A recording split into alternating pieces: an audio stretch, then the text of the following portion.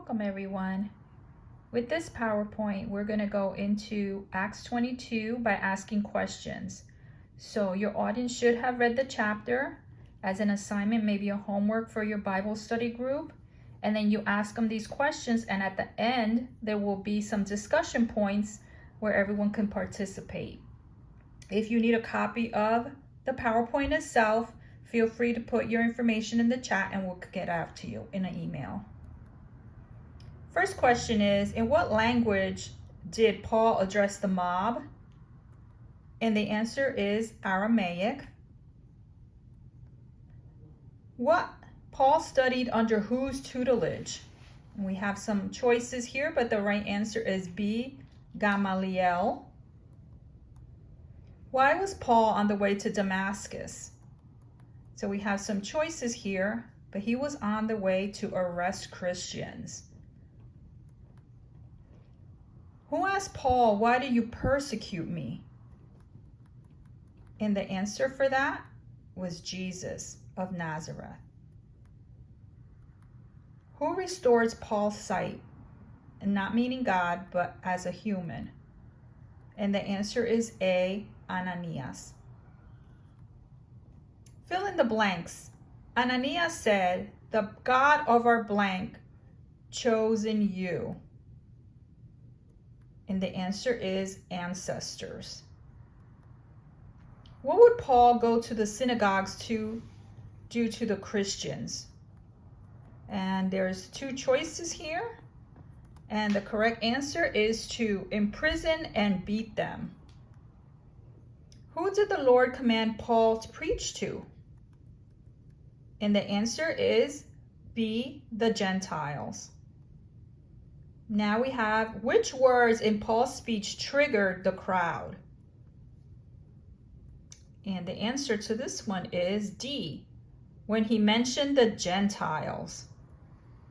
How did the crowd react to Paul's speech? Your choices, but the answer is they shouted, rid the earth of him, option D. How did Paul avoid the flogging? The choices here, and the answer is he said he was a Roman citizen. How did the commander become a Roman citizen? He purchased his citizenship. Why did the commander assemble a meeting of the Sanhedrin? C, to find out what the Jews accused Paul of. So some fun facts about this chapter. We see that Paul addressed the crowd in Aramaic, and Aramaic is a dialect of Syriac and Hebrew. It was considered vulgar by some, but all the Jerusalem Jews spoke it. So if he wanted to get his message across to the most amount of people, this is the language he would have chosen. Why was it important for Paul to introduce himself? And the answer, or the discussion points, because these are thought questions here, so you need to have some background and you could mull amongst yourselves. Because it commands respect. He wasn't just any smo from the street. He had education. He was a Pharisee, and he's telling them, I'm just like one of you.